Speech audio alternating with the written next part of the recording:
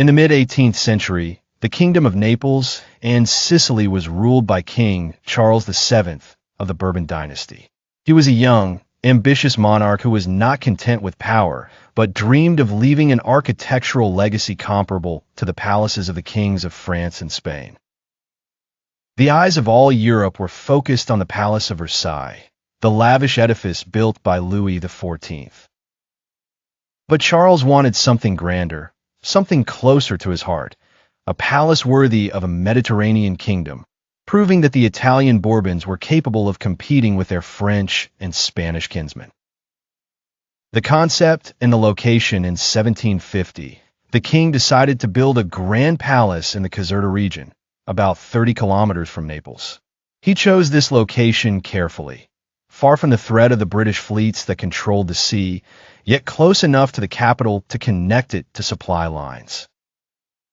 Charles wanted the palace to be the center of government, the seat of the court, and a complete administrative city surrounded by gardens, just as Louis XIV had done at Versailles, but with an Italian style and a Bourbon spirit. The great architect, the king commissioned the young architect Luigi Vanvitelli, who had made a name for himself in Rome with the design of churches and palaces. Vanvitelli was a man of great imagination and great architectural discipline, combining the Italian Baroque style with the spirit of French classical harmony. When the idea was presented to him, he told the king, "I will build for you, your majesty, a city within a palace, with a garden stretching to the horizon." Design and budget historians estimate that the initial budget for the palace was the equivalent of 8 million ducats, the currency of the Kingdom of Naples at the time, a staggering sum, enough to feed an entire city for years.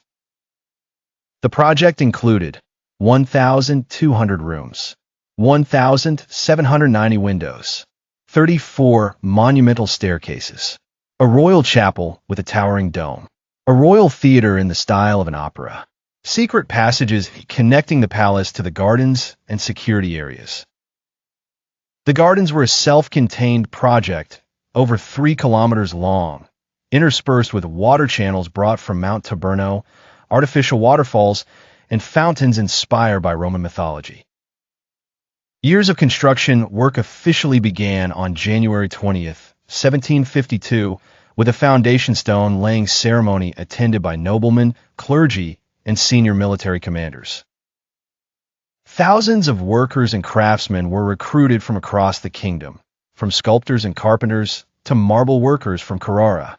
Vanvitelli oversaw every detail, down to the color of the plaster in the walkways. But the project faced obstacles, financial crises, the kingdom's wars drained the treasury, slow transportation, the huge blocks of marble had to be transported by ox cart over long distances. Political changes. In 1759, King Charles departed for Spain to assume the throne, leaving the palace to his son, Ferdinand IV, who continued the project.